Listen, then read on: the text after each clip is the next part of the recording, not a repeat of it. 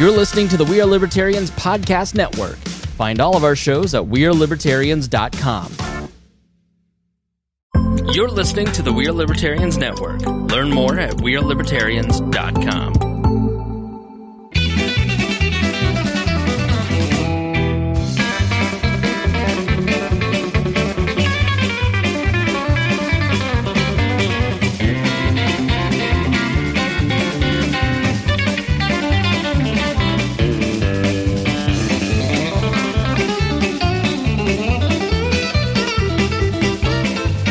Welcome to the Boss Hog of Liberty podcast. This is episode number 343 of the Central's favorite podcast. I'm Jeremiah Morrill.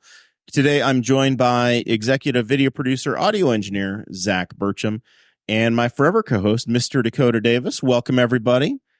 Today's episode features Judge David McCord, who is the Circuit Court 3 judge currently, and he is running for re-election.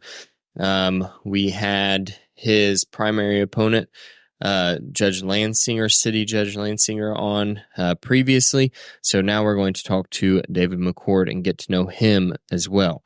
We're going to talk about his view of the Circuit Court and a little bit about his history, what he enjoys about being a judge.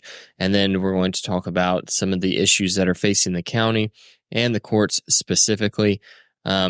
We are also going to ask him at the very end of the show just about his career in general and any stories that he might want to share. So if you're interested in that, make sure you stick around until the very end of the show.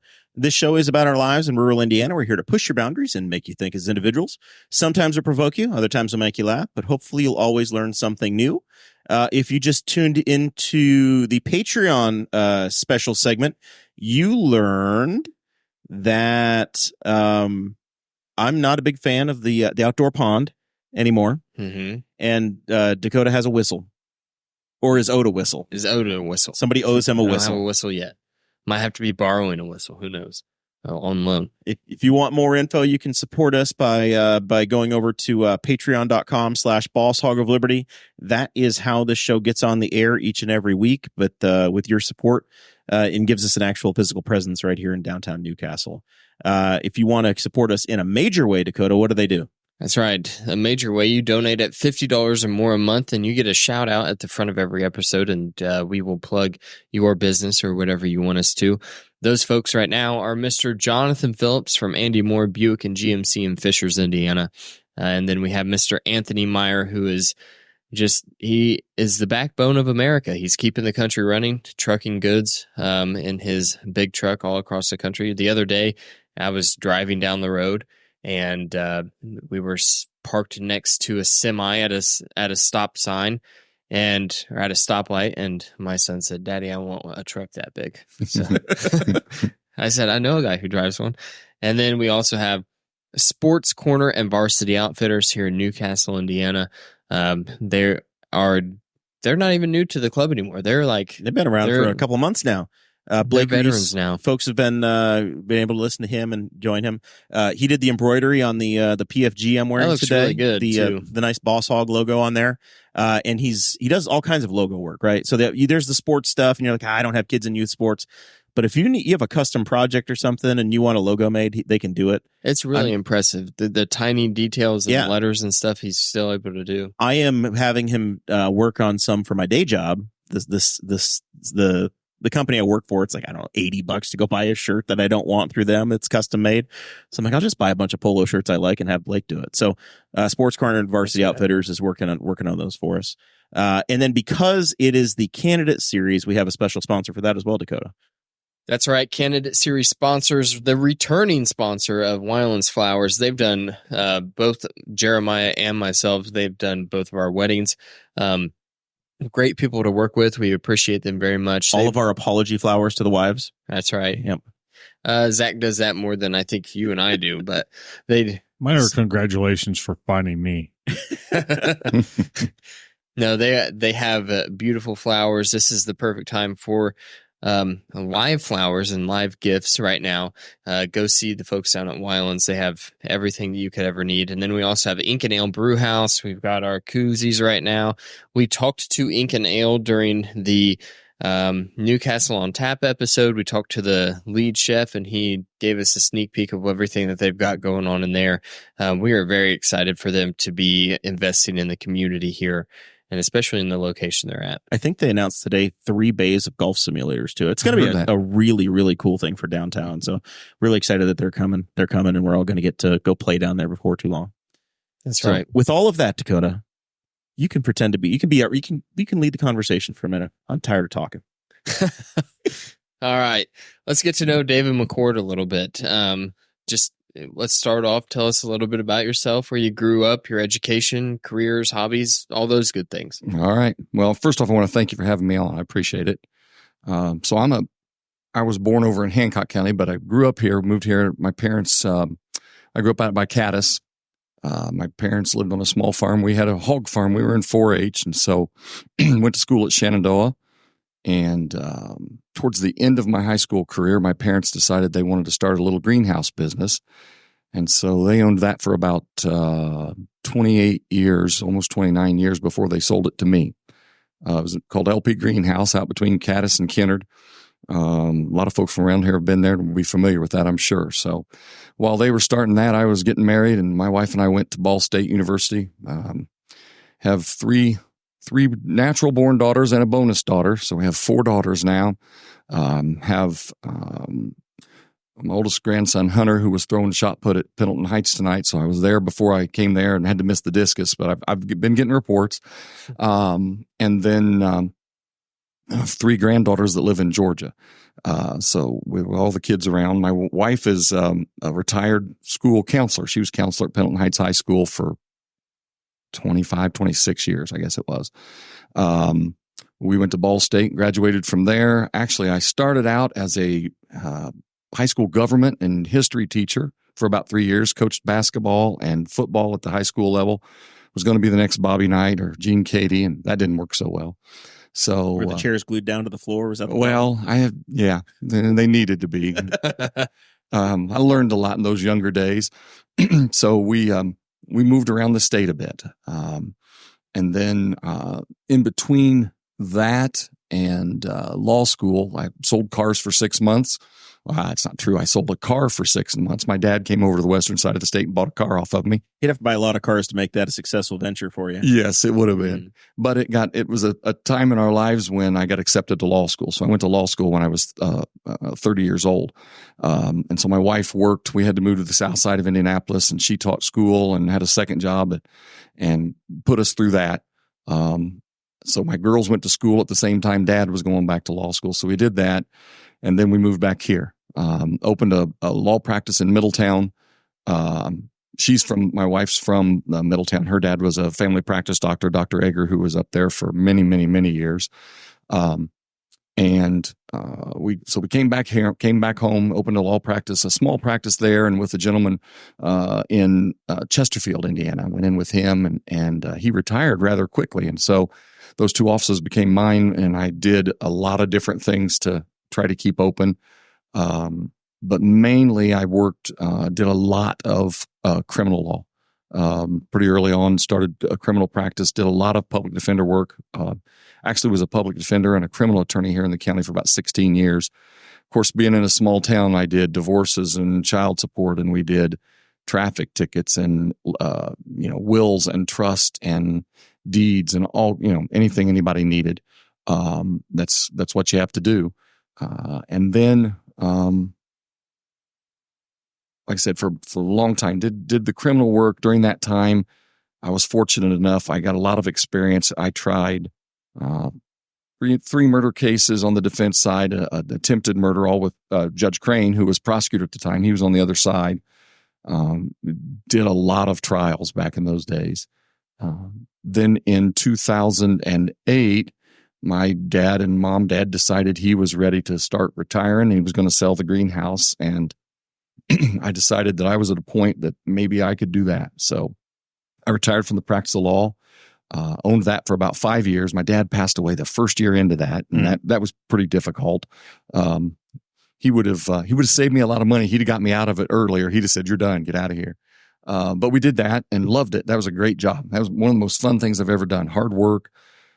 People say, "Oh, that was less stressful." I said, "No, it's just as stressful. It's just different stress, Different type. Oh yeah. So we did that for 5 years and we enjoyed it. And then I had to close up. 2008 was just a horrible time to start that. That was when the economy went to just in disaster mode. Yep, that's a better word. Yeah. And September, October, November of 2008 was as bad as yeah. That's when I graduated college. Okay. So right? Yeah. Yep. Exactly. So that didn't work. So fortunately, again, my wife was working. She kept us going. I didn't know what I was going to do. I was pretty sure at that time I didn't want to go back out and try to open another single private practice. And about 6 or 8 months later, Joe Burgess was the new prosecutor when Judge Crane went up and became judge. And so Joe came to me and asked me to come help him as a prosecutor.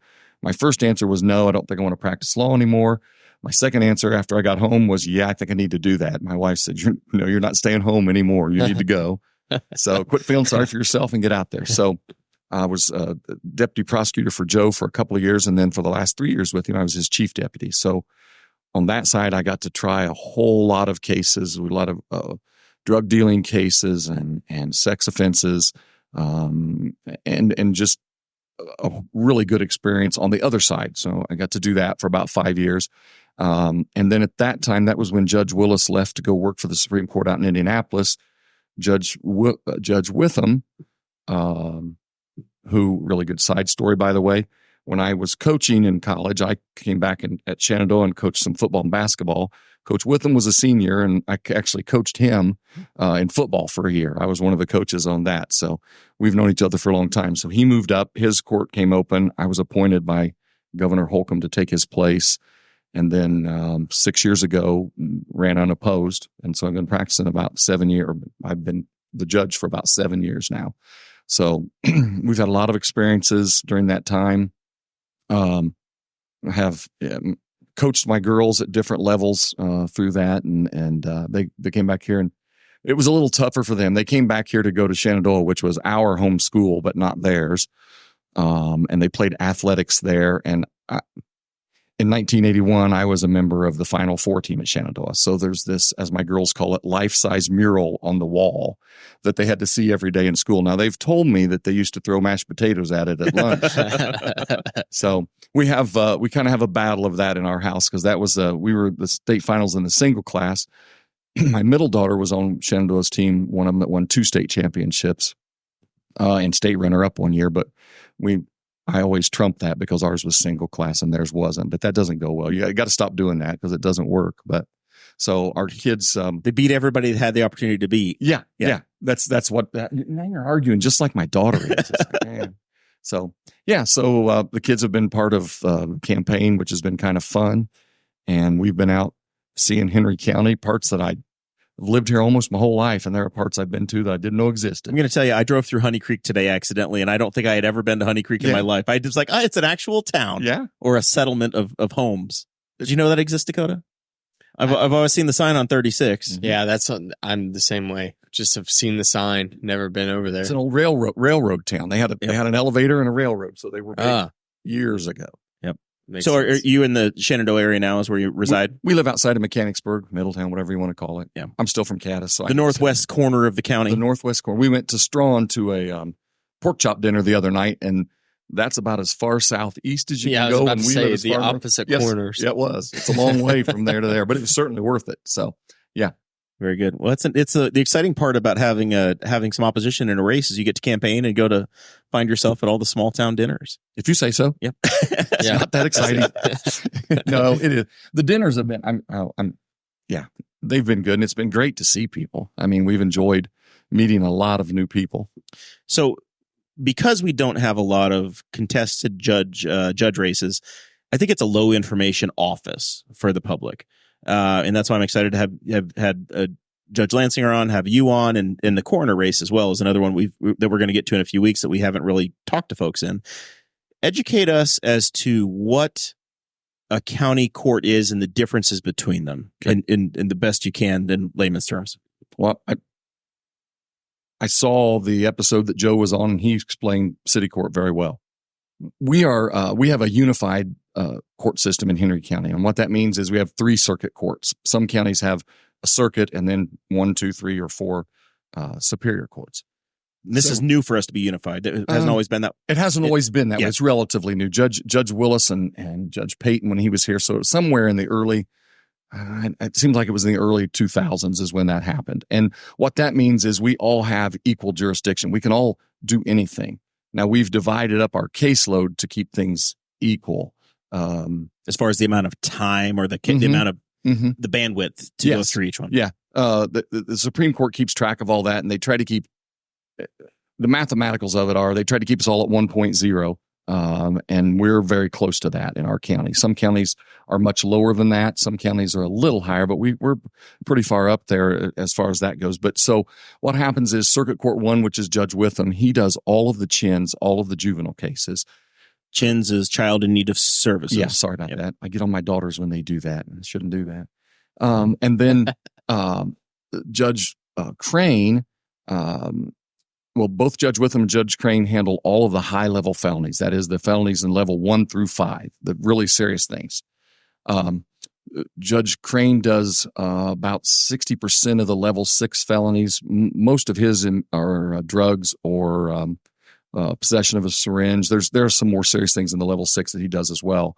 And then they both do divorces and family law. They both do adoptions. They do all the protective orders in the county. I hope I'm not forgetting anything because they're really busy. So they do all of that. We all joke and we all agree. I'm the little court. We're on the second floor. They're on the third floor. I do all the infractions, all the misdemeanors, small claims, landlord-tenant, which are evictions and damages. The other portion of the level 6s, which include the drunk driving as a felony, theft as a felony, resisting law enforcement with a vehicle as a felony, domestic batteries that are felonies. So that's the basics of how the three courts divided up. Our court, I was wondering how I was going to explain that best. So I kind of went through and went through our daily schedule because my court for the older people closer to my age that are watching, the original night court. If you remember the original night court. I do, John Larroquette. Yes, that's us. I'm not nearly as funny as Judge Harry. I'm not, but that's what we do basically, except we're during the day. We're a high volume court.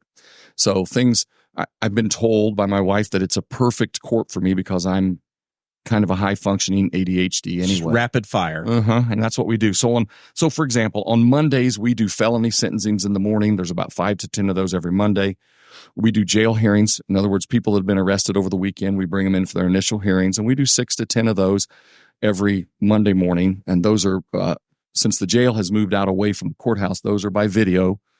We do the public defender pretrial conferences are 10 to 20 every Monday morning. And then we have probably about 5 to 10 miscellaneous hearings, pre-hearing conferences, and hearings when people have violated probation is what those are, or review hearings where they come in and they owe some fees and we just see how they're doing with those fees.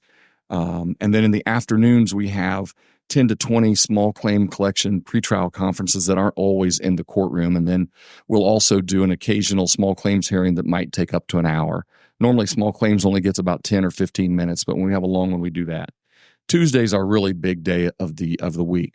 On Tuesday mornings, we do pretrial conferences, change of plea, and sentencings for all of our misdemeanors for the week. And we average 30 to 55 of those every Tuesday morning. On Tuesday afternoon. Does everything come to your court? Like every case that's not pled out, even if somebody does plea something, it still comes through. Yes. The court still signs off on any infraction. Yeah. Signs off and accepts. Plea agreements. When a plea agreement's filed, the prosecutor and the defense and the defendant have all agreed to do that. The court has 2 choices. And this is where it gets confusing sometimes. It's really simple. I can either accept it or I can reject it. I can't say to them, hey, I'd like this a little bit better if you did this, or no, I'll let you plead guilty, but I'm going to sentence you to this. You either accept it or reject it. Yep. And so that's sometimes a misnomer where they think judges don't really sentence in those cases.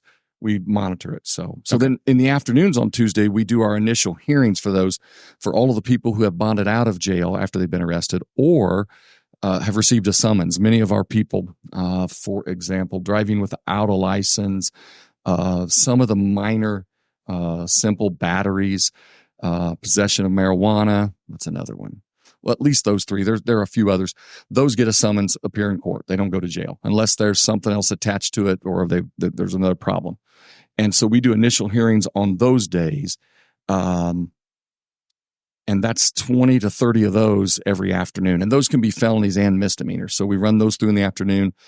Sometimes some of the misdemeanors will plead guilty and we'll go ahead and sentence them at that time. So we typically on a Tuesday have anywhere from 50 to 75 or 80 cases. So we're pretty busy on Tuesdays. We're very busy on Tuesdays. Wednesday then is reserved for bench trials, which in a misdemeanor, they have a right to a bench trial, which means I'm the jury, the judge.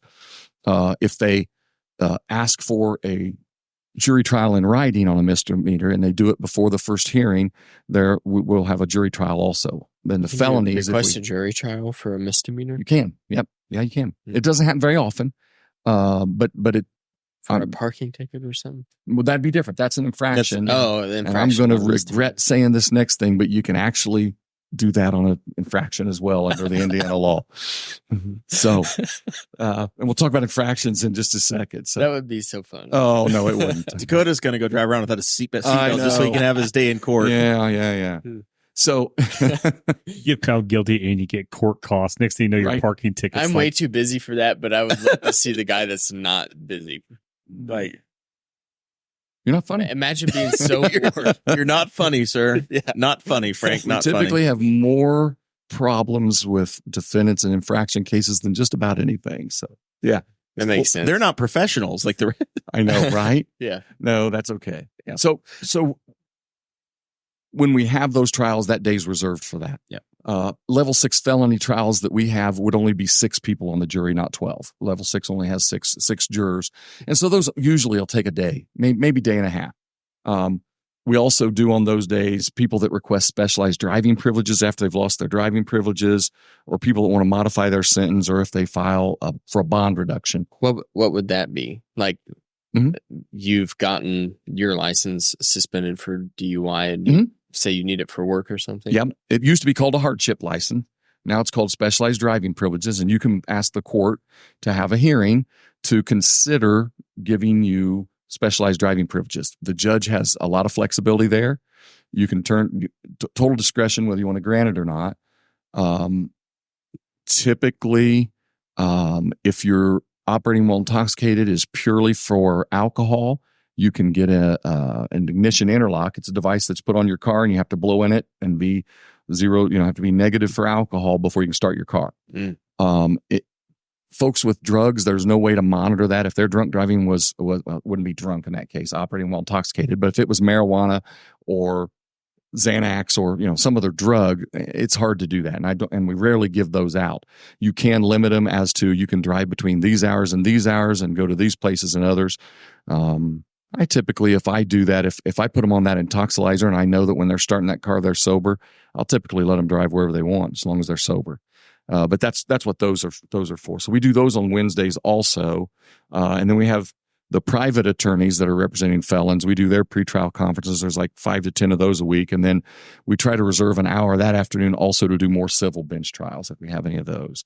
Thursdays are one day that's purely civil. It's small claims and landlord tenant, and it is the most emotional, people getting upset day of the week. So we do out-of-court collection hearings and pretrial conferences on collections, and there's 30 to 40 of those every day, but usually have about 5 different small claims. Anything under $10,000 can be a small claim.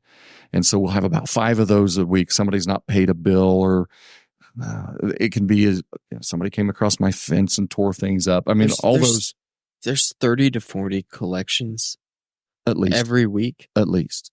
Now, a lot of those they're called pro sub hearings, but what that is where they're calling in the person that already owes the debt to see if they have a way they can pay it. Do you have a job? Do you own any property? Do you have a way we can do that? So many of those they end with no, they don't, and they move on. Wow. So yeah, there are a lot. And then so I think that's everything. Oh, no, and then Thursday afternoon, we do eviction hearings, immediate possession, but they're eviction hearings. We all know what those are called. And then we do damages hearings after that. So after someone is evicted, then we come back about 6 weeks later to find out what kind of damages they owe. Do they have back rent? Did they tear things up that had to be fixed? So we do all of that. And those are difficult. I mean, those are fairly emotional. That sounds it stinks. not fun. Yeah, no, it's not. I'm often known to shut the microphone off, walk out the door and say, I hate Thursdays because it's just a tough day. I mean, landlords are they're losing money like crazy on a situation. Somebody in another situation has little kids and can't afford to pay. And it's just tough. It's not a fun thing to do at all. So, and then Friday's the last day of the week. Our Fridays float. We now have, and this is a new phenomenon, we now have one Hispanic day a month where we have 25 to 30 initial hearings with an interpreter for folks that have been arrested that are Hispanic speaking and don't speak English. And that's a huge day, because also on Wednesdays, I forgot about that. On Wednesdays, we also bring people over from the jail who've been arrested on Monday or Tuesday and do their initials. I try to do initial hearings Monday, Wednesday, Friday. So you're not more than 48 hours waiting. We try not to. We try not to. And no, we don't try. Have you ever heard of Tom T. Hall? Yeah. He's got a song called A Week in a Country Jail. Yeah. And you don't want to be arrested on a Friday before a 3-day weekend either, because then you don't get in until the next Wednesday. But we try to do that because of the cases, most of the cases I handle are the lower level. And so they're not folks that are going to spend a lot of time, even if they plead guilty, so we don't want to keep them there forever, but we get them in quickly that way. So then on Fridays, we do the one Hispanic, we do change a plea with them. We have to move to the afternoon that week, our initial hearings on that week. And that's a pretty busy week and getting busier every week. We do one day a week that's traffic infraction day, one Friday a month, I'm sorry. And we run about 25 to 30 traffic infractions tomorrow morning, traffic day. And we'll do that tomorrow morning, and then we'll do initial hearings after that. So that's everybody needs to come in person. That's not Zoom or remote. That's in person. Yeah, this is Henry County, and we're back in person. We do some remote. The reason we do the hearings from the jail remote is to prevent them from making extra trips between the buildings. And, they're driving them a few miles. That's just a danger anytime we get them out. So we try to help that way. But if not, COVID's over. You need to be here. I mean, it's just the way it is. Now, there are towns. No, they're not. There are cities that still have some of that. One to our north, I believe, still does a lot of video hearings, and some of the bigger cities still do that. But it's time to come in and be in the courtroom. So we do the traffic day, and then the third. On traffic day, what does that look like? Are people getting attorneys for their traffic infractions? Some do, but most don't. Traffic days, the prosecutor's office is really good. They often the prosecutor's office will send out plea agreements ahead of time. Say, hey, if you want to plead guilty, this will be the fine. This will be what we do for it. And a lot of times they'll come in and I'll start and we'll go over the agreements. Or a lot of people will show up for court. A lot of people will contest them. They have to ask to contest them. What happens when you get a ticket? You're going to get a date on your ticket, and the date on that ticket is the date. It's actually your pay or appear day. You either come in and pay your ticket by that date, or you come in and say, I want a trial. And then we have a trial. Oh, okay. Well, I guess there's a third option. Sometimes they can come in and request request an extension.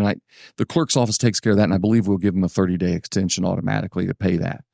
So the ones that ask for a hearing come in that day. So we have the officers all show up that are going to be there. The prosecutor's there with them. Some are represented, most are not. Many come in, and quite honestly, they come in to see if the officer shows up. And if the officer shows up, often they'll plead guilty, or they'll work out a real quick plea agreement. And so we do those, and then on that day, we obviously do the jail hearings as well. Because if the officer's not there, then there's very little. It depends to work with. They can't get a guilty plea with them that way, but there could be a continuance depending on the situation. If I've got an officer that got called out on a wreck, we'll continue that. If I got an officer that got called out at the last minute to go testify somewhere else, we'll continue that. But if they just don't show up, usually we're not going to move that all.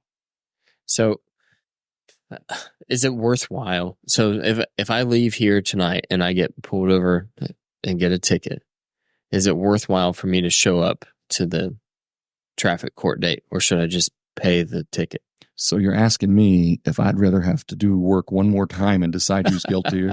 He's asking you as the guy he might vote for to continue as his county judge as to what his best chance at justice is. Let's say it this way. If you think that it actually works out for most people who show up.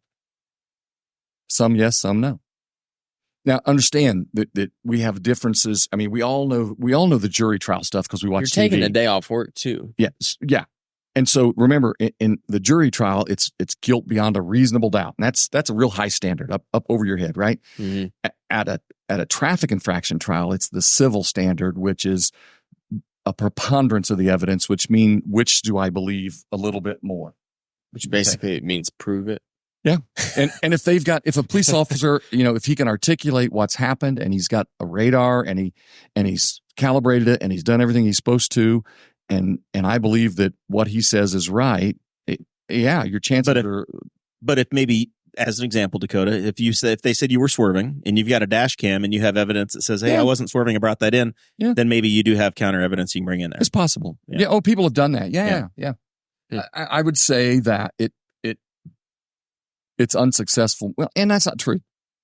Once the trial starts, you lose more often than you win, as long as the officers are doing their job. If they're doing their job right, they're proving their case. So that makes sense. But it does sometimes help you to get a plea agreement. Although the deputy prosecutor's been handling this for the last 2 years. She does a great job. Her name's Janet Manship, and she's not from Henry County, but she does a great job of early getting out a plea agreement and saying, hey, I looked at this.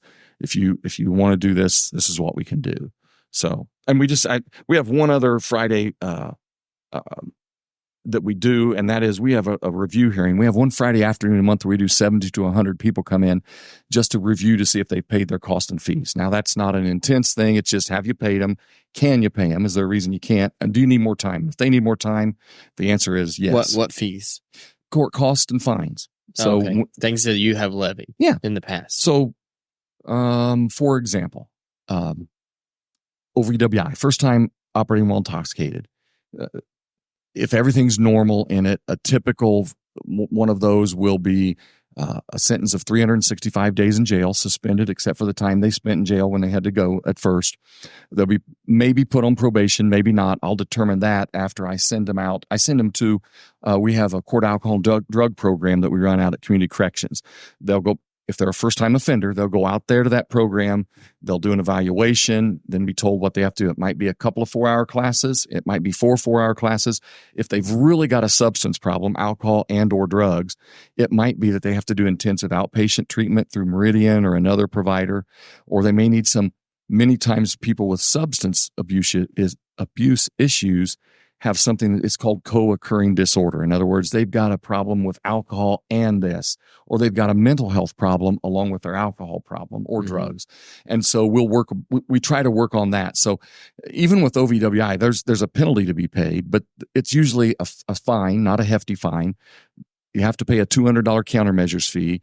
You're going to have to pay, if you hired your attorney, you've paid them. If you haven't hired and you've asked for a public defender, you have to reimburse the county some if you can afford to pay part of that. And so those cost and fees. The difference between an OVWI and a DUI. Same thing. It's the same. It's called different things. Neither one loses its license. Or does. No, they all do. Yeah. So in my court, your maximum license suspension is the highest penalty on the case. So first offenses are typically A misdemeanors, which is 0 to 365 days in jail. So the maximum license suspension is 1 year. I typically suspend them for 90 days. There can be reasons to go less or more. If it's your second offense, and Indiana law is really strict on this, if it's your second offense any time in your life, so you could have I call them drunk driving just because it's a simpler terminology, but it's called operating a vehicle while intoxicated. Could have been in 1977. Oh my gosh, and it happens now. And it's automatic 1 year suspension. Yeah, automatic. Wow. Now, if you have a second OVWI within 7 years, it becomes a level 6 felony. So a level 6 felony is 6 months to 2.5 years in prison. And that driver's license suspension can be anywhere from, would have to be at least 1 year, but it could go up to 2.5 years, even if you don't sentence them to that much. So what we'll typically do is send them out to that on those first offenses. We'll send them out there to the testing, to take treatment or whatever they need to do, bring them back for a review hearing. If they've successfully completed that, and honestly, most people do. Most people with drunk drivings honestly are one and off. Most people self-correct.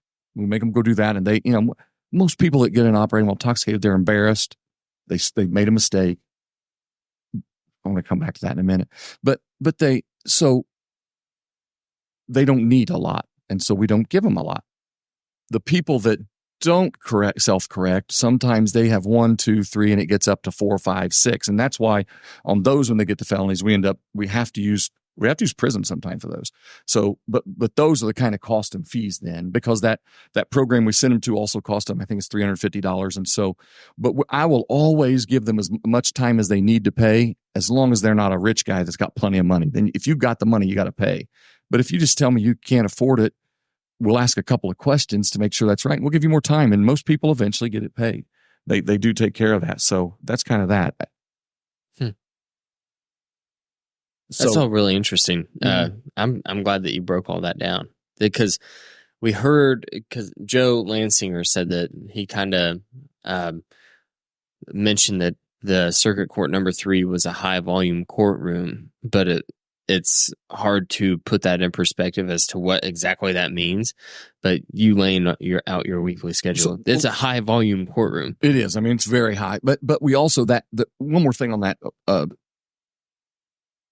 It's our court alcohol and drug program. Now, I don't have as many drug cases as Judge Crane does. I get possession of marijuana, and I get possession of a controlled substance as a misdemeanor. Something that's not prescribed. Yes. Well, he's going to get legend drugs, which are prescribed. He's going to get all the meth, all the heroin, all the cocaine, any narcotic. Those are all going upstairs to him. So he has a drug court, and they run drug court. My court alcohol and drug program's a little different. It's not as intense as his drug court. That's the next step, right? So, but if we get someone who really needs the help when they come back to my court, we'll put them on probation for a year so probation can monitor them and help them. Probation has lots of tools to help people. I mean, probation is not a punishment. You have to go in once a month. You're subject to random drug screens and urine screens. You have to pay some fees. But the biggest thing our probation officers do is they help people fix what's wrong. And that's what I wanted to tell you. So you see what I have. I mean, at maximum, I have some level 6 felonies that can be 6 months to 2.5 years in prison, back at the Department of Corrections. And then for somebody who's committed a bunch of crimes, they can be a habitual offender. They've committed 2 or 3 prior unrelated felonies. The state can charge them with that. And if they're convicted of that, then that sentence that I give them for that, then I have to attach another 1 to 8 years typically on top of that. That's the only time I get into higher numbers in my court. How do you determine, or does your court determine if somebody, once they're convicted, goes to a state facility or the county facility? That's a great question. So misdemeanors have to go to the state, period. Okay, so misdemeanors have to go to the jail, local jail, not the state. I said the state. Yeah. Misdemeanors go to the jail. No choice. Level 6 felonies, we have the authority to send them to either place. I think I send, when I have open sentencings and somebody, and we've either had a trial or they've pled guilty but want to be sentenced by the judge, they couldn't come to an agreement. More often than not, if I've got a level 6 felony that has jail time with it, it's going to go to the Department of Corrections. It's one of the ways we keep our costs down in the county is they need to house those. That's what they're there for.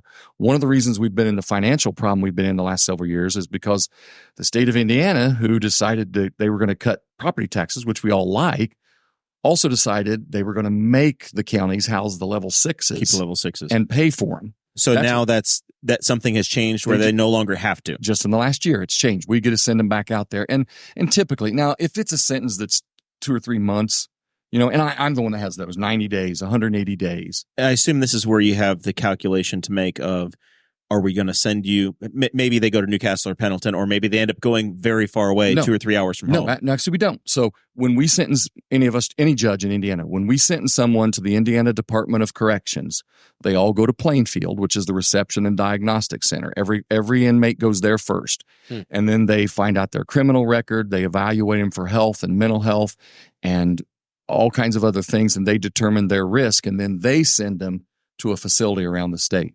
So you say the state, you're dealing with the state, and then after that, it's just they carry it out. Yep, they take care of it. They come and get them. What's a typical 90-day offense for you?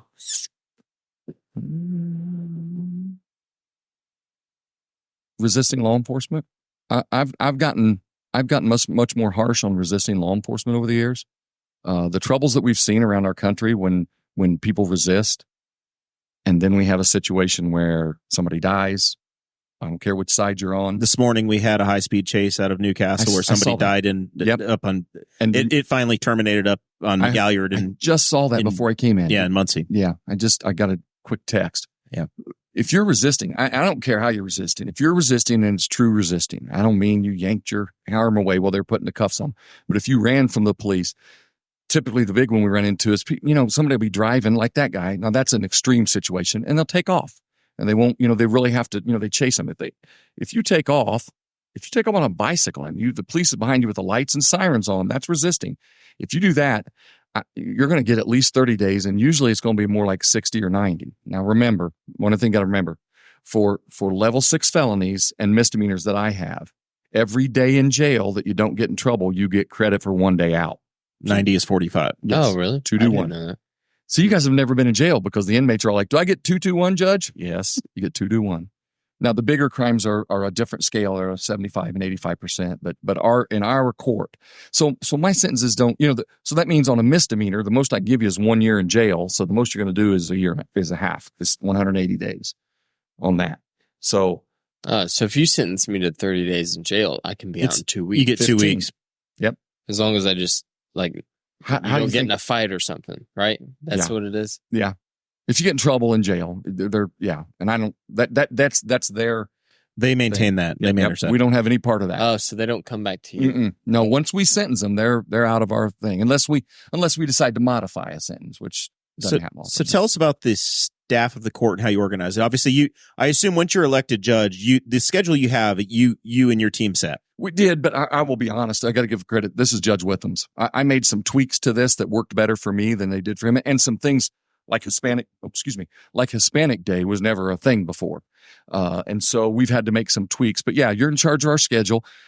In a small county, we work together. Judge Crane, Judge Witham, and I. We have to make sure our criminal things are not. We try not to have them on the same day. You only have so many attorneys, public defenders especially. We're limited, and so we have to be real careful about that. And the jail staff on those days, we do bring inmates over, and so the deputies we have. We are very lucky in Henry County.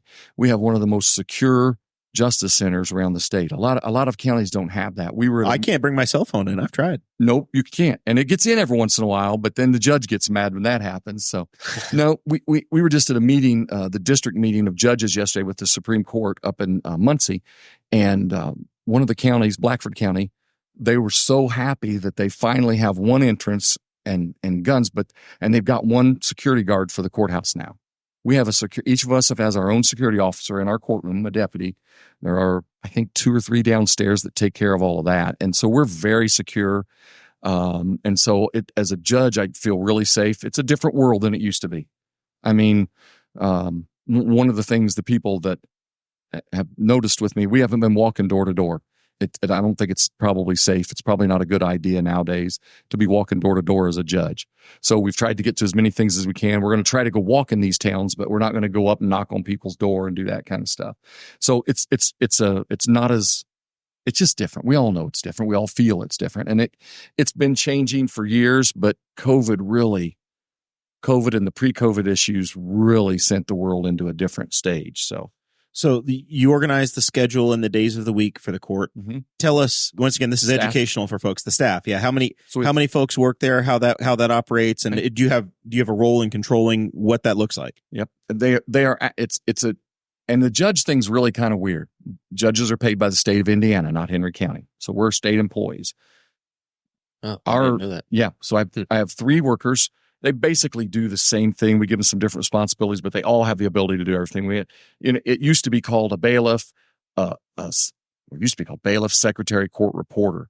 They have that title, but they all do the same thing. I have one worker who does most of my criminal court reporting, another one who does the civil court reporting on that day, but yet they can all work in and out. So I have 3 ladies that work for me there. One of who was Jayla's out there, and she had a baby yesterday. So we're all really happy for her. That's all going well. So we had those are really the only employees we have. But again, we don't pay them. The county does. It's a really weird dynamic because the county kind of controls them, but they have to do what we want to be done. Yep. We haven't had any trouble since I've been judge in this county with those lines at all. But that means you need to work with county council to get funding to staff the courts. And I will. Okay, you asked. That's the one problem we have with funding right now. Our staffs are very underpaid. As I took a peek, it's way below what you'd get in the private sector, and it just went up. They gave them a $1,000 a year or something. It was at least that this year. It was a decent. I mean, I just had 2 employees retire this year that have worked, if I remember right, 38 and 37 years in the county, and they've gone a lot of years without any raises at all, and they had just gotten that large one before they retired. So, yeah, they don't. A lot of counties are having one of the reasons we went to that meeting the other day is we kind of go tell the Supreme Court what's going right and what's going wrong. The common things that are going wrong is we've got this huge influx of people that can't speak English and we need interpreters. And the other one is what court reporters are getting, the court staff is getting paid, and how counties are running through them because people come work for a while, then they can, with their qualifications, they can go work somewhere else. So that's been a real issue, but that's really the only people. Well, that's not true. The judges are also in charge. We supervise the probation department. We have adult and juvenile probation. And so we supervise them as well. We also all 3 of the judges are part of the community corrections committee, which meets once a month. We have a thing called JRAC, which is New Justice Reinvestment. It's a new trying to put things together in a different way, and we're all working on that so we can do things more efficiently. And then, as I said, we all are part of that. It's Justice Reinvestment Advisory Committee is what that is. And then the probation supervision it's not difficult, but that's something we're in charge of. And then we do the court budget, which is, we take turns. Every 2 years, one of us is the presiding judge. We just rotate on a 2-year basis. And so it's my 2 years right now. It's a hated job because you have to make a budget and go to council meetings and all that. So that's interesting. Yeah, it's not fun. Nobody likes budgets. It's the administrative side of the world. When I make my budget at home, I control my budget at home. I can't control this one. So I think, Dakota, we've covered a lot of ground, but the biggest thing I think that we wanted to talk to, now that we kind of understand what the court is more your view of law and legal issues that you think might be coming, things that we can do better as a community, and things that you've obviously been serving for 6 or 7 years now. And you've already seen things change. What do you think's happening in the next 5 years? We have 2 in the criminal law. We have 2 major issues still. Obviously, drugs. That's still a major problem.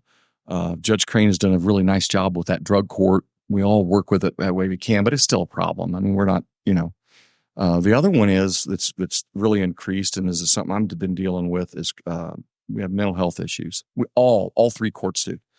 I've had a passion for it. We had a young man in this town when I came in that was 18, and hadn't done anything major. I don't even remember what it was. Might have been possession of marijuana. Came into the hearings. His mother was with him because she was his guardian, and he wouldn't stay on his medication. When he was off his medication, he was not well.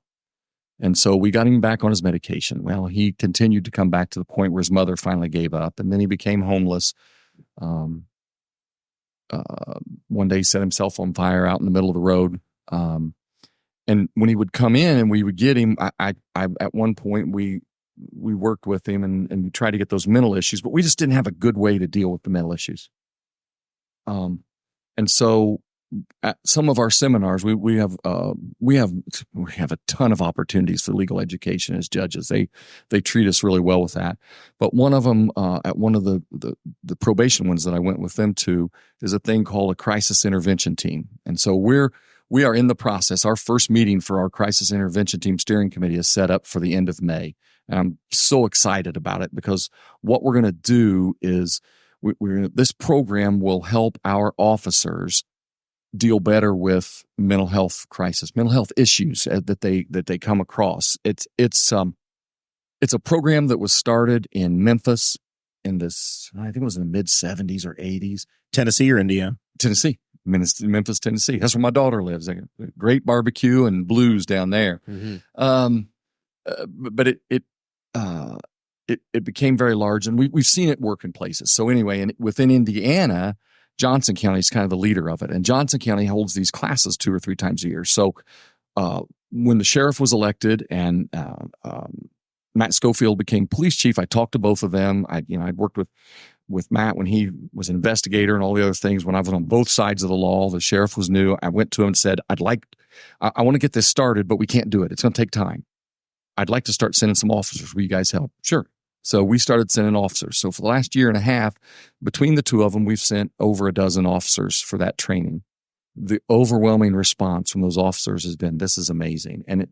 And so what it does is it helps, after they've taken that class, it helps them to understand the signs and symptoms of mental illness and those co-occurring disorders, which in our case is going to usually be drugs or alcohol. It can be other things, but it helps them to recognize those signs and the symptoms when they're in a crisis situation. We've all seen these on whether it's been Indianapolis or where, big cities more, but where we've had this situation where it turned into a shooting. And we find out later that person had a really severe mental health problem that was covered up by maybe drugs or whatever. So it'll allow them to help recognize those. It'll also help them to safely de-escalate those individuals. There's a great video out there. I think it's called Mike and Joe Crisis Cops, and it was in Dallas, and it was filmed maybe 10 years ago. It's been on HBO several times. And these two go around town. They're regular officers in their town. And they get called out to the suicide lady, wants to jump off a bridge. They talk her down, show how they do it. Had a gentleman who came into court who was just belligerent, but you could tell they got him to calm down. They de-escalated it. So that's one of the things we want them to be able to do when they see a behavioral health crisis. And then the main thing it'll do is it'll help them to utilize the community's resources and the diversion strategies that we can get in that program that are available to give them that emergency assistance so that we can start for some of those people, not everyone, some of those people with some of the more severe mental issues, we can get them to an emergency mental health place instead of the Henry County Jail. And that's what we're trying to do. And so the sheriff and Matt Schofield are both on board with me. The chief police of Knightstown, the chief police of Middletown, they're going to be on that committee with me. We'll have the prosecutor, public defenders. More importantly, though, we're going to have people from Centerstone Health and from Meridian Health and from the hospital. And all of our first responders, leaders of those groups are going to help us. And then we're going to have community members. Eventually, we don't right now, but once we get in and can find out who these people are, we want to have citizens of our community who've been through that on the other side, who can help us say, no, this is how that looks from this side. Or even parents of those kind of individuals who've been through it. Those kind of people, when we all work together, we think that's going to be a big deal. It's going to take us a year to get that settled. And once we get that steering committee will meet once a month for a year. And once we get it settled, then we'll start doing the training here. And the great thing about the training here is it's a 40-hour training. When our guys do it now, they go down to Franklin. It's Monday through Thursday for 9 hours a day and then 4 hours on Friday, and they get done. Our police departments have taken care of any overtime that there's been. They feed them down there and take care of that. When we do it here, the plan will be that every officer in the county, whether it's Louisville or Newcastle Police or the county or Knightstown, or the 47 officers in Greensboro, they're all going to get the opportunity. Yeah. Everybody's going to go through that. Everybody's going to go through it. Plus, we also hope that we get our other first responders, the fire, the 911 operators, the fire, ambulance. Everybody needs that. I'm going to go through it. I can't wait. So that's what we're trying to get, because that is a huge problem. It is a part of our jail overcrowding. It's not the only issue, but it's a part of that. Well, it's not overcrowded right now too. That's a misnomer, and you may want to talk about that. But this will help. That's a great. You brought us right to it. What a segue. As we've been having this candidate series conversation since the beginning of March. Almost every office has some involvement with the detention center in paying for it, in paying for maintenance and overseeing maintenance. The judges, the coroner's office, I think everybody has a role in what happens in that facility. And it sounds like community leaders are at a crossroads again of, we opened this in 2022. there's a lot of folks that are saying we need to add on and expand a pod and move forward with that. And there's other folks that say, no, we need people resources. We need to invest in public defenders. We need to invest in the prosecutor's office. We need to get folks that there are people that are on the short side of sentencing. The latest data I had talking to the sheriff was there were less than 10 people as of a month ago that were actually sentenced to something that are sitting in the detention facility. Is that something that the courts can influence, or help us understand from the court side, or from your side, I guess, how that looks and what we should be? I think it's very important for the community to understand. Well, I've heard some of those shows on here. I've heard some things in campaigns. And let me say this. I don't think judges influence how many people are at jail at all. I will tell you who influences how many people are in jail, and that is the criminals and the people that break the law. That's what influences the number of people in jail. Now, having said that, what you said, most of those things would all be helpful to this issue. I think we had some numbers spike just a short time ago, and they've kind of gotten down under control a little more. I think once we get this fully running crisis intervention team, and let me say this about that is not the same thing as a mental health court. We may yet do a mental health court, but we can't. We're too small, and we don't have the funds to do both. We're hoping that the hope is that the crisis intervention team will take care of some situations quicker and easier, and honestly more beneficial. We do need the mental health court, but it's going to take some time because it takes a lot more funds. But judges, and I've heard that before, and judges don't have any control over that. We sentence, the law's this: it's between 0 and 365 days. But I thought you might ask that today. So I did a little research right before I came in. I picked up today's jail list. We get a jail list every day, who's there, what they're there for. Today's jail list, we have 215 people in the jail. 19 of those have already been sentenced. 12 of those are in the JCAP program, which is the jail court and alcohol program, which is doing really well. They just had a graduation Wednesday night. They're doing a wonderful job. 7 of them are being held for another county or agency to either go to. Some of those are ICE. Some of those are the DOC. The DOC is not incredibly quick to come pick their people up. Although once we sentence them to the DOC, if they leave them in our jail, we get those funds per day. So that's not as bad as it sounds. That's why we try it. Once we get them sentenced, then it's like whatever. 61 of the people in jail today are there for either a probation violation, a failure to appear, or multiple. Failures to comply with a judge's order of some kind. Their bond has been revoked because they've committed more crimes or anything like that, and they've had a new case or something else. So that's 99 of the 215. They're there. There's no getting rid of those. Nope, you're not getting rid of those. And those numbers are always going to fluctuate and change. So that leaves, I think, if my math, I'm not, I'm a judge, I'm not a mathematician. I think it's 113 that are still in jail awaiting trial. So I looked at that because here's something else I hear, and I've been hearing this for years. And remember, I was a defense attorney for 16 years. I think I was decent. I don't know how good I was, but I think I did a good job representing my clients. I was in the prosecutor's office for 5 years, and I've now been a judge for 7 years, which those two things have helped me so much as a judge, working on both sides of the law. It helps you understand things better. But one of the things I hear constantly, I've heard it, I've been questioned about it, is two things. There's too many people in jail for just a little bit of marijuana. And the second is, we got a whole bunch of people in jail for a week or more for driving while suspended just because they forgot to renew their license. I've heard those quotes. I've heard them this week. We had a candidates forum on Monday night, and I heard them there. So let me tell you what we have in jail today. We have 0 people in jail today for just marijuana. Possession. For possession. Well, I don't think today there was even anybody. Well, there was one that was accused of dealing. Only one for possession. Now, there's some that's attached to their meth, and they're this, and they're that, and they're that. But only one that's in there, or 0 for just marijuana. And that's pretty typical. All those years of doing those 3 things I just told you, and I think I heard Joe talk about this in here. When somebody gets sentenced, we do what's called the probation office does something called a pre-sentence investigation report.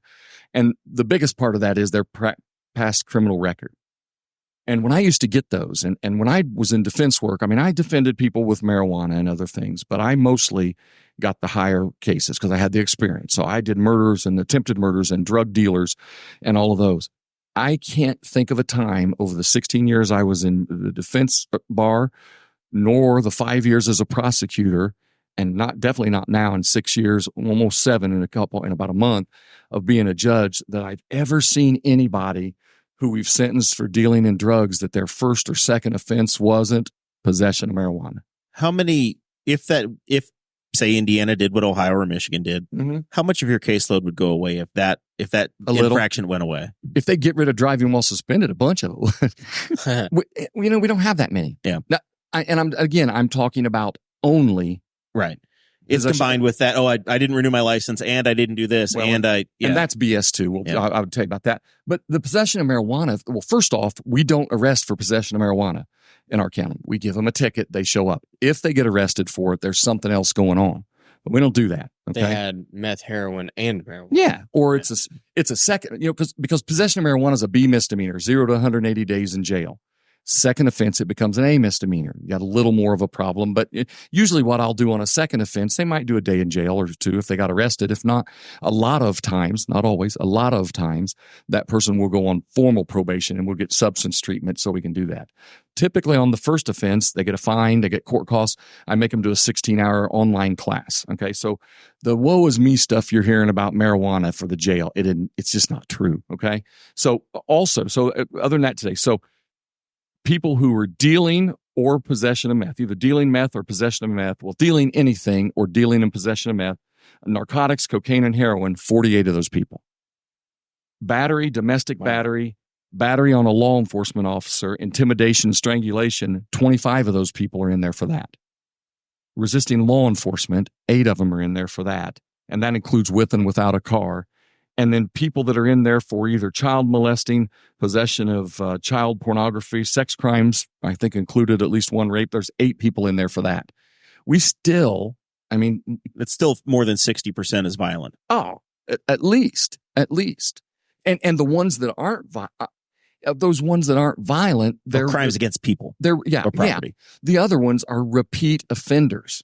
Somebody that's on their 4th theft and they were doing probation on 2 of them, you're going to stay in jail. Okay, let's talk about that driving while suspended now. First offense, driving while suspended, we spend an incredible amount of time in my court. And if you could just talk to people that have been in there in the last year. Janet Manship, again, the deputy prosecutor. When we have someone that pleads guilty to driving while suspended, we stop the hearing. She goes over their driving record and says, do you know what you need to do to get your license back? And if they can get their license back, we set their hearing out 30 to 60 days, sometimes a little more if we have to, and give them an opportunity to get their license back. And when they get their license back, they come back in. They've pled guilty already. They get nothing, but typically at that point, they pay court costs. They might pay a $15 fine. We don't suspend their license further. We're happy as hell. We want to get their license back. So we have done such an incredible job in the last 4 or 5 years of getting people their license back, because one of the things I changed, and this has been one of the things I've heard some complaints, I went to the sheriff and the prosecutor 2 years ago, a year and a half ago, and said, I'm tired of people getting a driving while suspended ticket, coming back in, get arrested. They don't get arrested, coming back in. And by the time I get done, they've had 4 driving while suspended. I want to arrest all driving while suspended and put a $350 cash bond on it. We started doing that. And I said, I promise you, we will have hearings for them on Monday, Wednesday, and Friday. That's why we do that. Nobody's going to spend a lot of time in jail. Most of them bond out. So if they bond out, they don't have to appear. They can get out immediately. They get out immediately. $350 will get them out instantly. Yep, it'll get them out instantly. If they don't, they come in and we'll do their hearing. We'll do their initial. A vast majority of them. The one great thing about people with driving while suspended, they don't come in and say, I'm pleading not guilty. I didn't do that. They say, yeah, I did it. I need to drive. In that case, typically, they'll be released from jail anyway. And we'll do the same thing. Can you get your license? What do you got to do? Here's what you got to do. For those that bonded out, we look at them and go, you got to pay 2 tickets off, one in Hancock County and one in Henry County. If you pay those tickets off, we can waive your reinstatement fee. These people have huge reinstatement fees from the Bureau of Motor Vehicles. And I have the authority, if they pay their tickets off, if they have no tickets, if they're not suspended for anything else, And if they pay their tickets off, and if they've got insurance, they have to prove to me they have SR22 insurance, which is an emergency insurance they can get for 6 months. If they do all those things, I will waive their reinstatement fees. I don't care if they're $300, $500. We've had some that are $2,500. Those get waived. They can go get their driver's license, come back to the next hearing. We have a party practically, but we have so many people, and I'm saying we, and that's not fair, because the prosecutor's office and especially Janet Manship deserves most of that credit. But we work with them to do that. We laugh about that's not a problem-solving court, but it should be, because we help people all the time. We do the same thing for operating without ever receiving a license, except we don't arrest those. If you get arrested it's still an arrest. If you get arrested, they give you a summons to come back for operating without ever having a license. What do you got to do to get your license? Are those different? Yes. Levels? Driving while suspended means you had a license and you've been suspended. Okay. I never knew that there was a difference. So I get people from Newcastle. I mean, it's my God-given right to operate a car. I don't need the state's permission, Dakota. Yeah. Are you a sovereign citizen? Is that I what was I'm going to getting say, now? we're going to get some sovereign citizens. I own my body, sir. I'm not doing it. I'm not driving, I'm traveling. That's what they say. Yeah. Unless it's the NBA and then nobody travels. Yeah. That was for Sean Rao out there, because he thinks that's basketball. Love you, Sean. But it sounded like the first group you ran down, like the 99 people, Mhm. those are people that could not be in the jail, but they chose to do things not the right way and got themselves in jail. So that 99. Yeah. Is there any way that the county can shift them to the state and say we're not holding you anymore? No. And they are Because they're not sentenced to anything that's a state facility. Well, they've not been sentenced at all yet. They just haven't cooperated with the being a good citizen between their arrest and their sentence. And the most typical one, well, there's two of them. Failure to appear. What the heck's the easiest thing to do in life? Show us. So now we're going to make you. They fail to appear.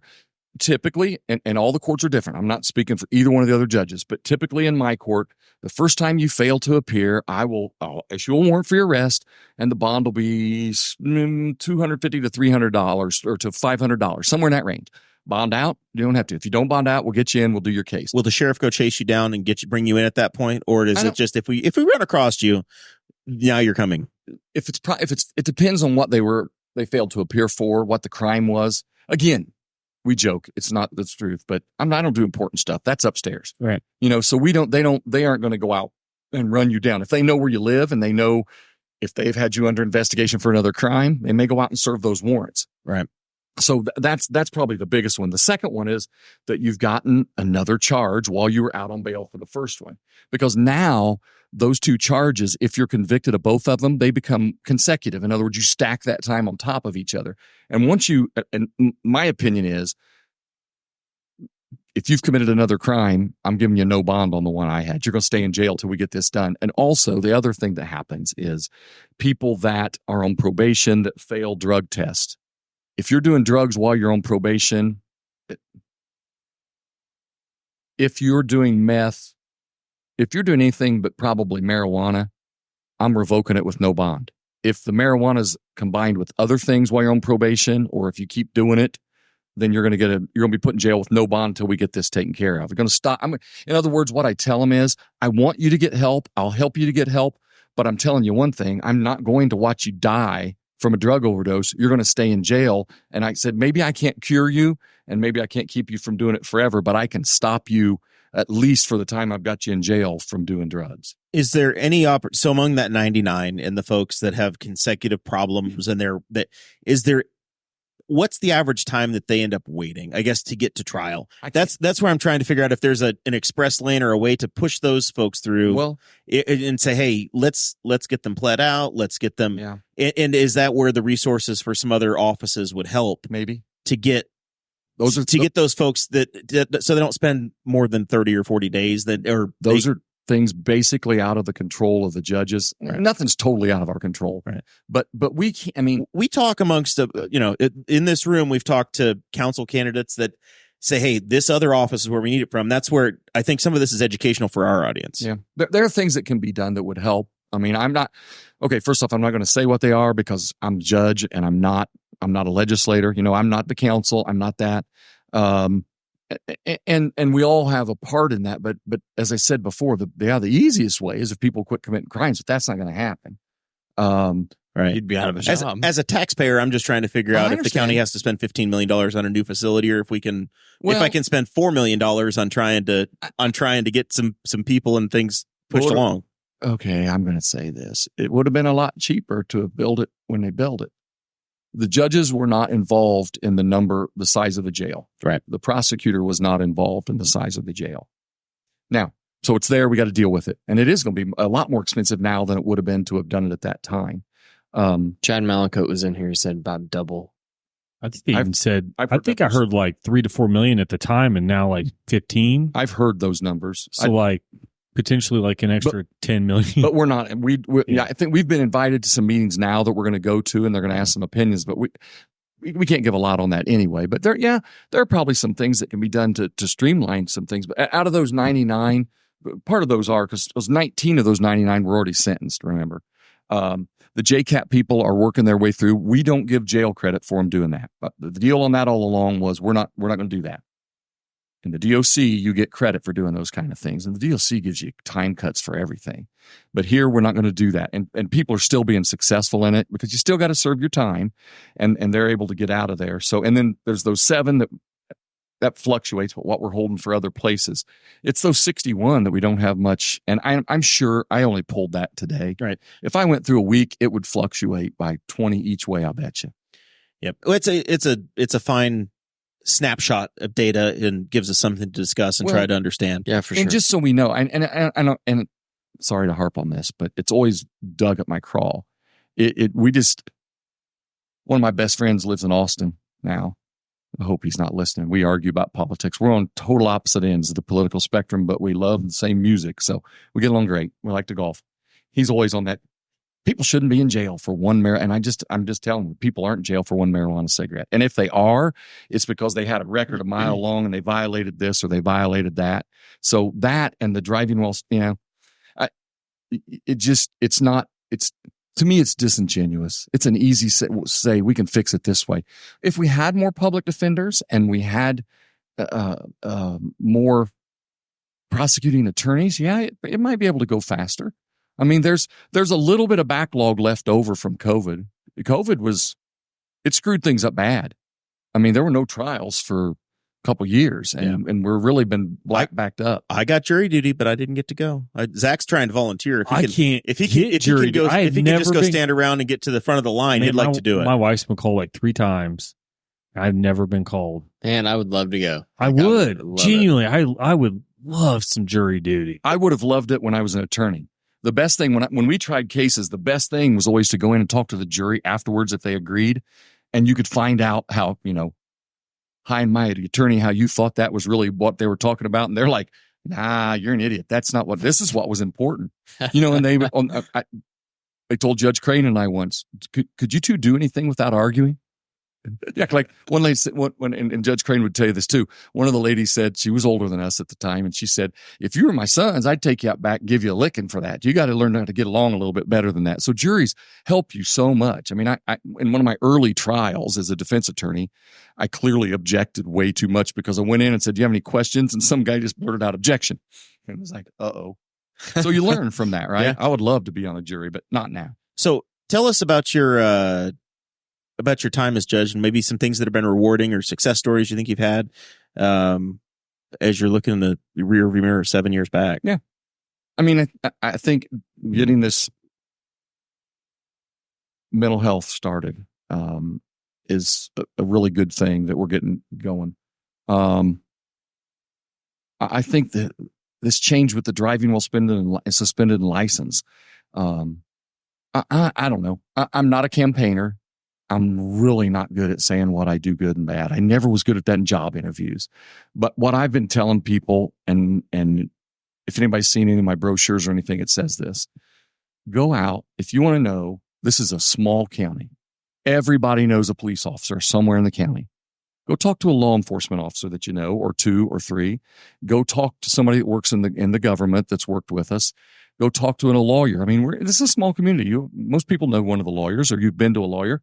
Go ask them what kind of job I've done. I'm really willing in this to sit back and just let them tell you how I've done, good or bad, and then you can see what you want to do.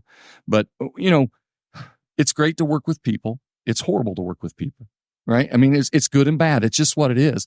But it's pretty good because I love coming to work every day. I mean, I really do. It's just been awesome. We work with great peoples. We have a really good legal community around here.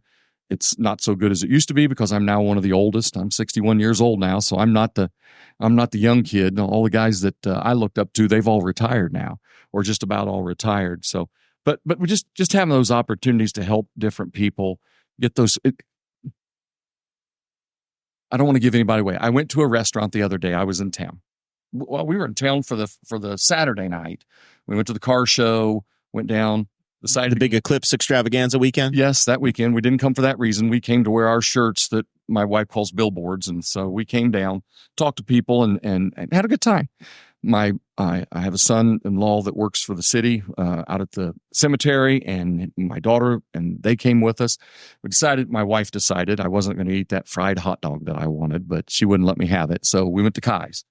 There was a waiter in there that came to me and had just gotten their license a couple weeks ago, and you should have seen the grin walking down the hall. Hey, Judge McCord, how are you? And was just so proud that they had accomplished that. And it was like, I'm seeing a defendant going, oh crap, don't. And no, they're excited. And when they come in with their license, they're excited. Some of them haven't had their license for years. So that's, and I can't, again, I'm not taking credit for that because Janet does all the work with that. But those are the things we're able to accomplish when we have, I want to speak about one more group. My public defenders, I have different ones than Judge Crane and Judge Willis. Theirs belong to the County Public Defender Office. Where do yours come from? We have hired private ones because the Public Defender's Office didn't have enough room for them. So we have our own. I have a gentleman named Pete Capifari who lives over near Fortville. He's hired a person to help him do it. And then he does also Judge Crane's level 6 felonies on Thursday morning, works for me on two Tuesdays a month and every Monday for sentencing.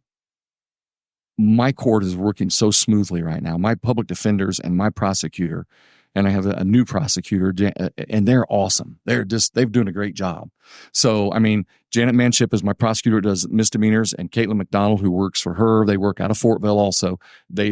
She's the deputy prosecutor that does the level 6 felonies, and she's new and she's doing a great. They are just doing an awesome job. It runs so smooth, and when both sides run smooth, we're able to get a lot accomplished. And it goes back to the night court joke. We have to move fast. If you're doing 80 a day, you've got to zip through. Oh, those days are incredible, but a lot of good things happen. But if somebody wants to be heard, they still have the opportunity to be heard. Absolutely. And then we slow down when we do a trial. And I'll tell you the other thing, another question I get, if you don't mind. I get the question, what's it like working with bad people? And I say, I don't work with very many bad people. And I'm talking about my defendants. Most of the defendants, if you commit an infraction, if you commit most misdemeanors, and even some felonies, it doesn't make you necessarily a bad person. You're somebody that broke the law and did something bad. I've had a few bad people I've sentenced. I mean, I've definitely defended some and prosecuted some, put some in jail. But I don't all those people I deal with, most of them aren't bad people. Bad judgment. Yeah. Now, they like to say I made a mistake. Well, if a mistake isn't a crime is you intentionally did something wrong. So they've done it, but they made bad judgment. And that's what we really deal with. And so that's why we've joked around before, I wouldn't trade Judge Crane and Judge with them. For one, they do a great job at what they do, and I couldn't do it as well. But this job's perfect for me. If you can tell, like I said, I'm a little hyper. And so this works perfect for me. So how do you get a governor to appoint you? You have to pick at the office? I don't know. It took a long time. So the timing of it was funky. When Judge Willis left, Judge Witham moved up immediately, and this became open, and I put in my application along with some other people. And Governor Pence was getting ready to go through that process. And like 2 days later, he became the nominee for vice president and left Indiana. And so Governor Holcomb at the time, Lieutenant Governor Holcomb at the time, didn't want to move on it as lieutenant governor. So we had to wait until he was appointed governor. And then the process was really slower than normal. I was probably a year and a half to 2 years in before I got appointed. We went down, they have us come down for an interview. The governor's staff, he has his chief attorney, and then 2 people from that office, and they interviewed us. They talked to other people in the county. I don't even know exactly who because they don't tell you. And then A couple of months later, I get a call from the governor at like 6:30 at night. I was out with some buddies golfing. What are you doing? Smart answer would have been, I'm working extra hard tonight. I mean, not me. I'm like, I'm Golf golfing. course. Yeah. So, well, I want you to take over as that judge. And so within 5 days, I was sworn in, took over, and and it hit full speed, because about the same time I took over is when we started going paperless with our new system. And so, which that's also been a big benefit to us. So were there interim judges running the court during that time? Ed Dunsmore, Knightstown attorney, was the permanent pro tem for a year and a half. He did it for quite a while. And he had retired. It was rough on him. That took a lot, and he did a great job. I mean, it was wonderful for him to do that. But yeah, that's kind of how you get. I mean, I've talked to a lot of judges that have been down there since, or people that have actually interviewed that didn't get the job, and it's just an interview. They ask you about this, a lot of the same things you guys ask about, how you did this and that. What would you do different? You know, what are your plans as judge? What do you think you would do? And which is a trick question no matter what, because you don't know. You've never been judge. I mean, it's a different thing to get used to. I mean, one of the first trainings that we had with that, they invited our spouses, and you know, they talked about things like situational security, courtroom security, but spouse, your security. You got to be careful. You know, your friends, you got to be careful who you're friends with and who you talk to about things, because everything's confidential. And you do find yourself to become more isolated. I'm been a very social person that way. And for the last 7 years almost, I've been very isolated. I mean, I still talk to the guys. We still text about ball games, and we'll eat lunch with some of them sometimes. But you just have to be careful, because you got to make decisions, and you can't have buddies that you're going to do a favor for instead of another person. And so it is tough in that way. It creates, you have to be really careful about your own mental health. And it isn't the easiest thing to do, but it's very doable. But the problem is, I finally got myself into that cocoon a little bit. Then you get an opponent, and you got to run for office, and now you got to go out and be social again. And so I'm having fun with it, but it is different, because we've had to be so careful up to this point. So. Very good. We're probably at the point in the show, Zach, where we need to start doing final thoughts. Any questions that came to mind for you? Things that we need to clean up or we forgot about that are on your wish list? It's fascinating. It was just the rapid fire part sounds insane, honestly, to hear that many things, that much stuff in a day. And then I talk about the isolating yourself. I bet that's worse. We're in a small town, and it's like in Indianapolis, a judge may never see that person ever again. Right. But like, I know my mom got called for jury duty, and she goes to church with either attorney or the judge. I can't remember at the time. Still does. And she started to stand up, and like, yes, we're well aware of the First Methodist Church connection. Sit down, Jane. And was like, just immediately like, you'd like, I know that person. Well, congratulations. It's Newcastle. If you're around enough, you'll kind of know everybody. So yeah, that would be the thing that would come up. This is what you get from Newcastle people. This is Newcastle. I'm a Shenandoah kid. Well, it's that way everywhere. Yeah, but my mom live in lives Fall in Newcastle. Creek isolation. My mom's dad was also the first president of the Shenandoah School Board. So, is that right? Yeah. So you'd be like, I was just talked about. I was at a thing because it was like, and none of the people involved in this family were my age. Well, I was at a funeral calling for a relative of Daryl Radford. For those kids, I knew all four of them tangentially, and I had no real reason to. They're all old enough to be my parents, but I knew all of them by one reason or another. So yeah, if you're around the town and the county enough, then you run into people. Oh, I've sentenced classmates. Now, I've been out of school 42 years, so some of them I haven't had contact, but I've had to actually, that I don't have close contact. I didn't have to get out of the case. There's times when you have to get out. I was going to say, when does that occur? That you have to, do they ask to recuse? You just decide, nope, can't do it? They can ask to recuse, and they can also, either side can waive that recusal if they think it's not a big problem. If I think the big thing is there an appearance of an impropriety? You don't want it to look like you've done something because you liked or didn't like somebody. I mean, we have cases all the time where people get, all the time's not fair. We have cases occasionally where, somebody closer to you might have living here, you might have a second cousin that gets a drunk driving. I would not be taking their case. I would have to give that away, and it would go into our system where they when I would recuse myself because of that, then that goes to the clerk's office and they have a list of who's next. And surrounding counties, our county, and it would go to the next person on the list. So it might go to Randolph County. It might go to Randolph County, might go to Jay, it can go to Blackford. It'd go to Court 3 or the equivalent of Court 3 in that county. It's not necessarily going to go to Judge Crane's court or something. It could. Okay. We're all on that list, and so it goes down to who's next. So you on top of your other caseload, you inherit stuff from God only knows where as well. We get a lot of that from Delaware County. The big counties, for some reason, seem to have more conflict than we all get. Judge Witham does a lot of that kind of stuff. So, all right. Anything else, Zach? No.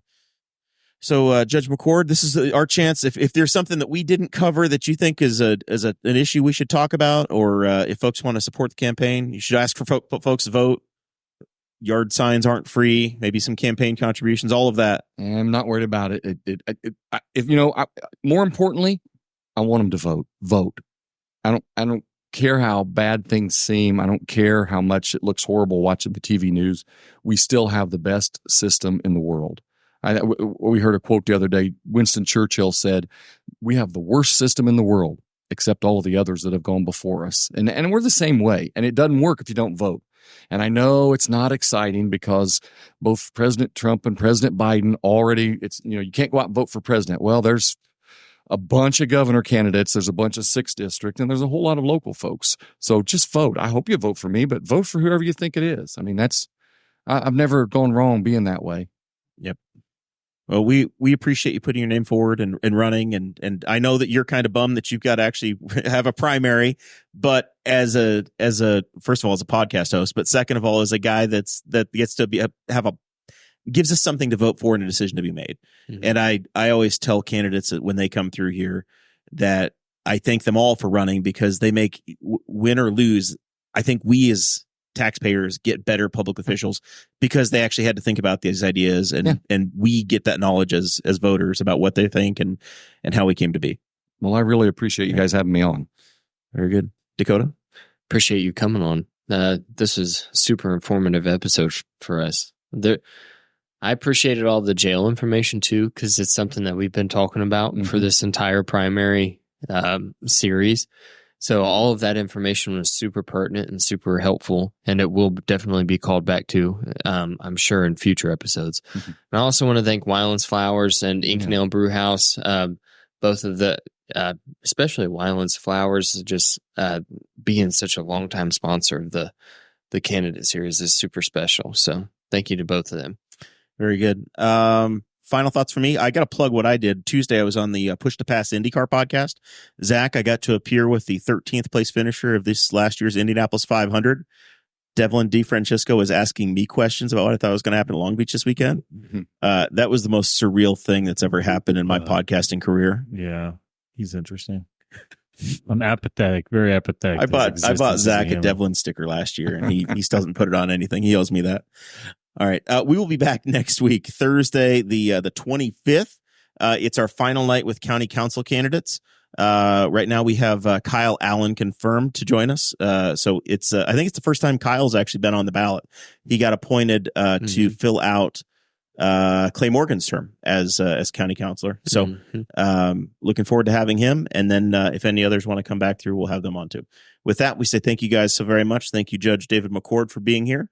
You can vote now. You can vote tomorrow morning. You can get it out of the way. And as we said last week, you go pull the ballot, you vote now, the mailers will stop.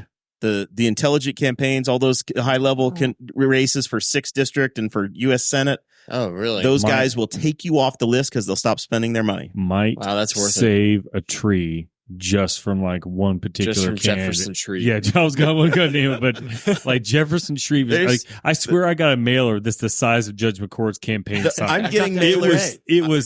I'm getting mailers that are bigger than my mailbox. Yeah, I've never now. seen them this big before. Yeah, I was like, I don't know if it's like they think that the low vision group is the key vote now or something. It's like it was like the Braun Quarterly. He styled it like it was a magazine and it folded out. It's so weird. Anyway, with that, thank you guys so very much. We'll see you next Thursday.